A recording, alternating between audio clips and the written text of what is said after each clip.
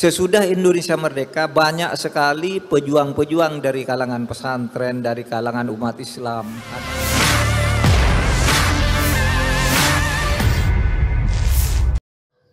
Kini terungkap sejarah keberadaan Pondok Pesantren Al-Zaitun dengan pimpinannya Panji Gumilang. Menko Polhukam Prof. Dr. Mahfud MD menguak jika Panji Gumilang dan Pondok Pesantren Al-Zaitun merupakan rentetan dari Gerakan Darul Islam dan NII yang dicetuskan oleh Kartosoewirjo.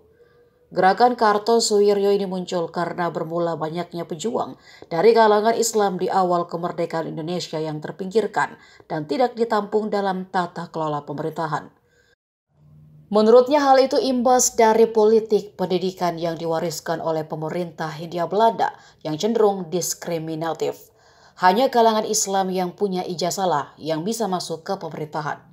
Kemudian banyak kalangan Islam yang memutuskan untuk kembali ke pesantren dan fokus dalam mendidik santrinya. Namun ada juga yang marah karena tidak tertampung. Salah satunya adalah Kartosoewirjo yang kemudian mendirikan Darul Islam atau Negara Islam Indonesia. Gerakan NII yang dibangun Kartosoewirjo menurut Mahfud masih berlanjut hingga saat ini. Dan Panji Gumilang lah yang berada di balik itu. Pemikiran Kartosoewirjo yang dilanjutkan oleh penerusnya itu akhirnya diketahui oleh pemerintah. NII, bikinan Kartosoewirjo yang seolah sudah tamat, kemudian dioperasi kembali oleh intelijen. Akhirnya pemerintah menggalang gerakan untuk melemahkan NII dengan cara dipecah dan diadu. NII versus NII. Awal tahun 1970-an NII oleh pemerintah dipecah dan diadu antara yang satu melawan yang lain. Orang-orang dipancing untuk berkumpul lalu disuruh buat resolusi. Setelah ditangkap, lalu dicitrakan ada komando jihad yang sama dengan NII sebelumnya.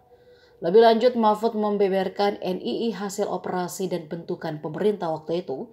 Salah satu wilayahnya adalah Komandemen 9 yang sekarang menjadi Al-Zaitun. Kemudian sesudah merasa nyaman dengan pemerintah, merasa aman, kemudian Panji Gumilang ini memecahkan diri. Menampilkan sosok Al-Zaitun yang seperti sekarang. Di balik inilah latar belakang sejarahnya dan pengikut-pengikutnya masih banyak yang memang ideologinya sendiri. Tetapi karena politik pendidikan yang ditinggalkan oleh pemerintah Hindia Belanda